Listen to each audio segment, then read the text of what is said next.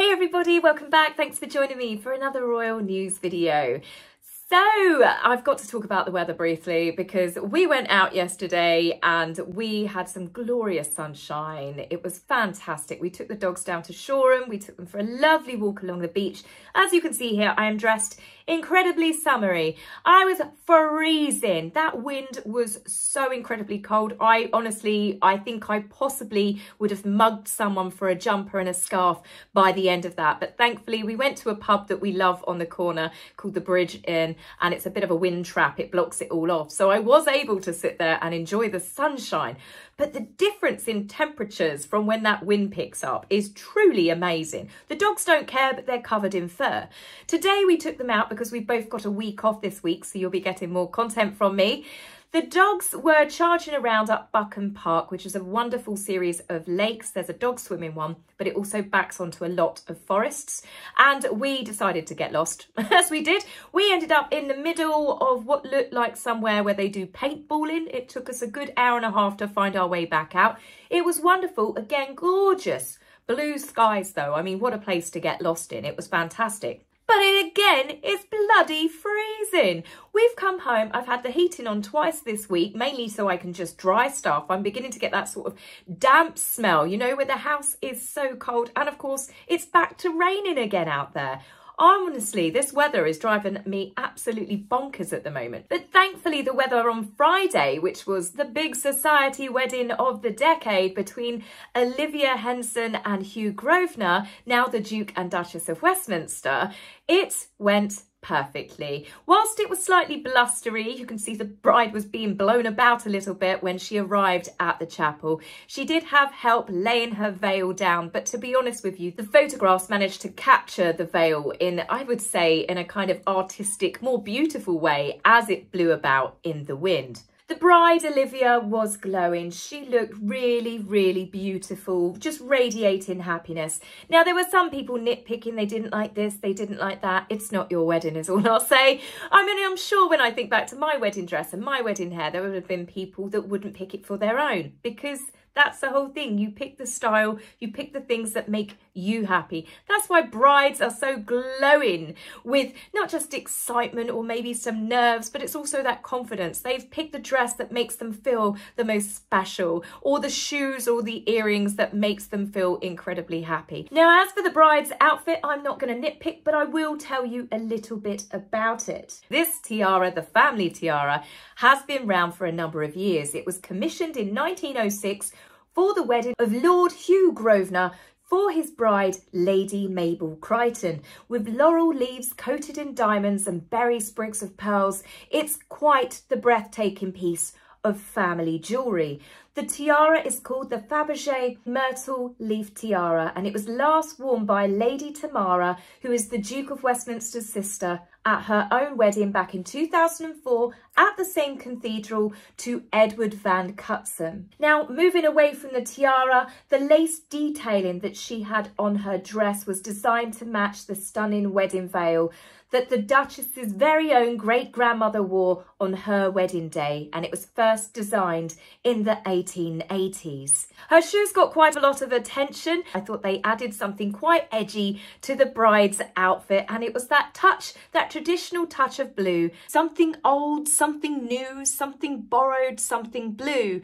The something old being the veil, which means continuity, something new, which is for the future, something borrowed, which is obviously the tiara, borrowed happiness, and something blue, which is for purity, love, and fidelity. And it used to be, and I think that tradition thankfully has died down, that you would shove a sixpence piece in your shoe for prosperity. Overall, I think that she managed to style, considering it was such a grand high society wedding, with some definite modern twists, and I thought that she looked beautiful. The couple, when they left the church, they gave a kiss for the waiting crowds, and they do look like a very well-suited and very sweet couple, and I wish the bride and groom all the happiness in the world for their future.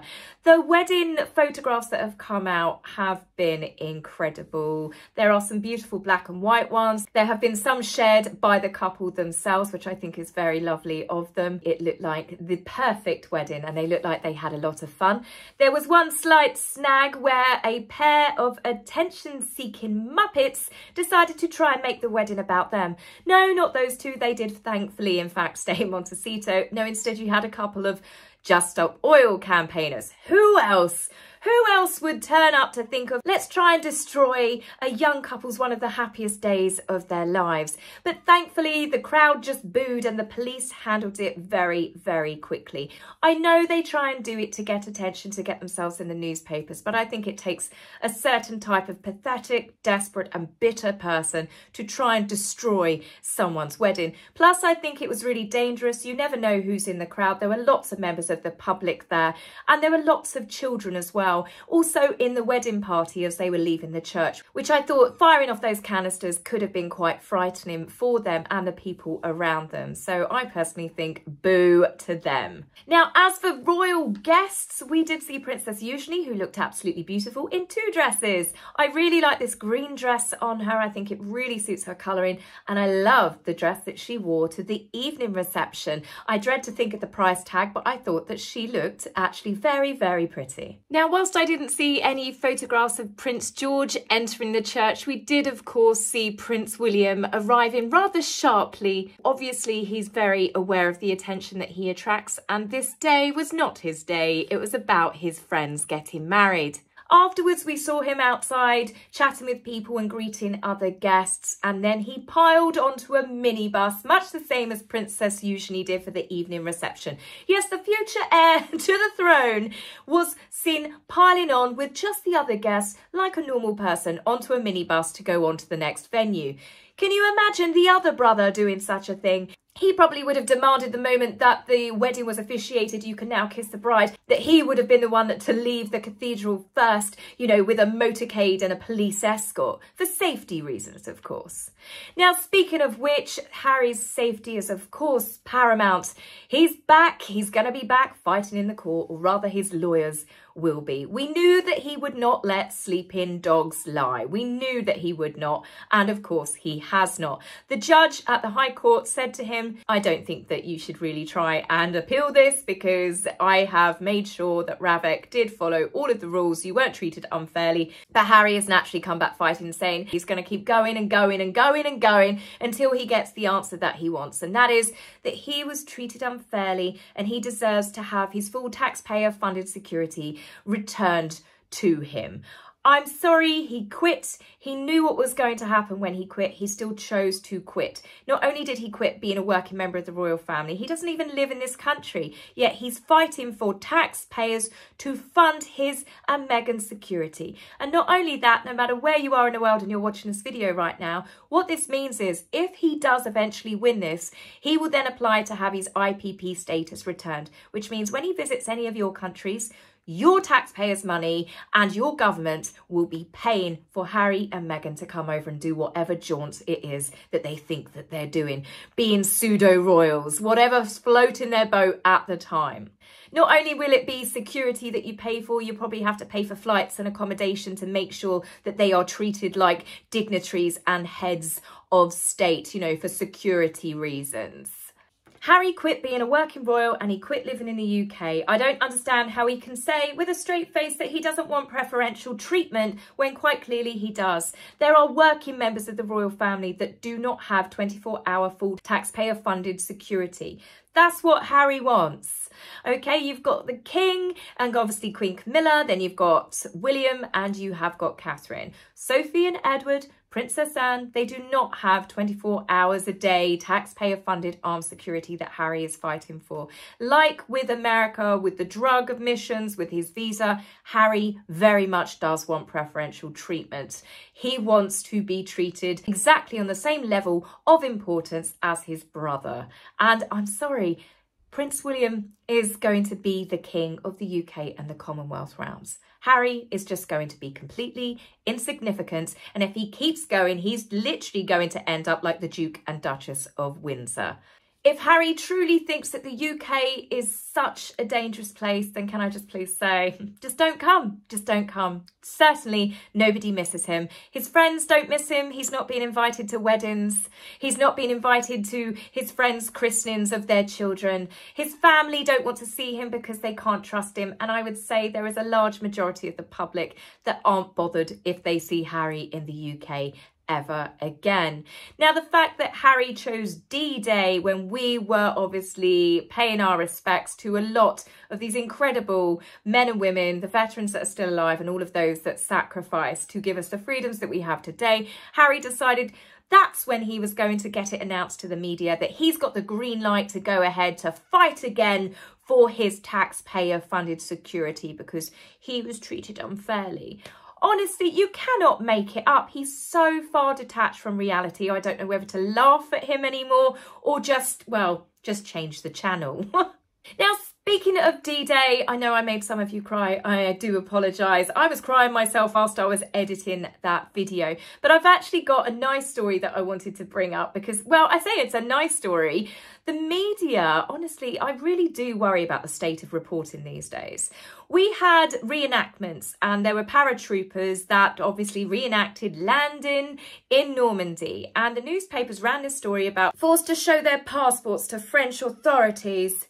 Eyebrows were raised as Brits were forced by the French to prove who they are after landing in Normandy. It was that sort of offensive narrative that was being pushed, you know, the evil French were being awful to the Brits as they arrived, despite it being the 80th commemorations for D-Day. Now, what was actually happening, and you can see the clip here, why do you think everybody's happy and smiling? You've got a couple of the French taking clips of it themselves on their phones. It's because this was actually pre-arranged, because all of those men, I don't know if there were women as well, but when they come over and they hand over their passports were stamped with the 6th of June Normandy, exactly 80 years after the real landings. It was a lovely commemorative keepsake that they can treasure in their passports for taking part on such an important anniversary. Now, I've got some lovely news for you guys as well. Do you remember the 2 horses? There were 5 horses in total where they had been scared. I think there was a loud noise and they had been practicing and they ran through London and it caused absolute carnage. 2 of them were very, very badly injured. I think a lot of us were very upset, especially the white one who was called Vida, where she was covered in blood. It was horrifying to watch. And now we can see a wonderful photograph of Vida with Quaker as they are now having a little bit of rest and relaxation at a special horse retreat. The 3 other horses who weren't as badly injured, they are actually now back on duty and they are expected to take part in Trooping the Colour this weekend. But as for Vida and Quaker, they're almost back to being 100%, but right now they're just enjoying their little holiday. And I thought I wanted to share that with you because I know so many of us were devastated watching that.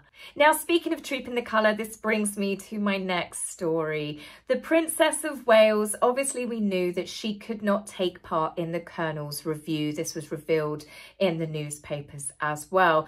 But what she did do as Colonel of the Irish Guards, she did write them a lovely letter which was read out to them on the morning of the review. And I've got a clip. So yesterday, the Princess of Wales, in her capacity as the Colonel of your regiment, wrote to your regiment Lieutenant Colonel, in which she says, "I wanted to write to you to let you know how proud I am of the entire regiment ahead of the Colonel's Review and Trooping the Colour. I appreciate everyone Trooping the Colour this year has been practicing for months and dedicating many hours to ensuring their uniforms and drill are immaculate. Being your Colonel remains an honour, and I'm very sorry that I'm unable to make the salute at this year's Colonel's Review. Please pass on my apologies to the whole regiment. I do hope that I'm able to represent you all once again very soon. Please send my very, very best wishes and good luck to all involved. Quista Barabit, Colonel Catherine."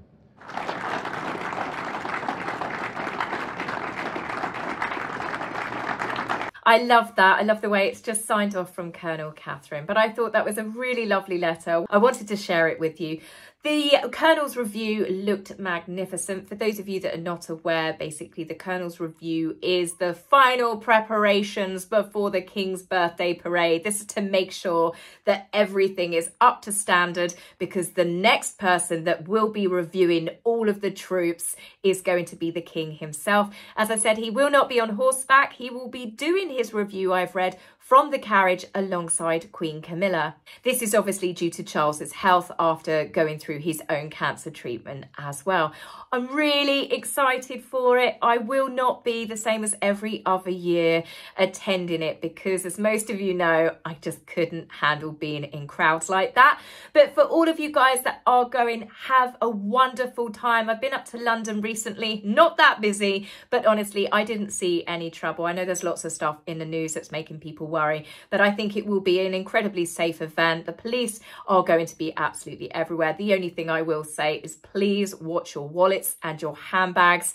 The pickpocketers are highly skilled. You won't even know. It would just take a simple bump and you will lose something. So do keep everything on you tightly, because at an event like this, when you're crammed in like sardines, it's basically Christmas for that lot. So other than that, have a fantastic time. I will, of course, be covering it because I'll be sitting at home from the comfort of my sofa on Saturday, and I will bring that to you Sunday, Monday. But don't worry, I'm not just saying I'm not going to come back until the weekend. As I said at the beginning of the video, I have got a week off, so it's going to be like old time, guys. I might even be doing a video a day for all we know. So I will see you very soon. Take care for now. Bye.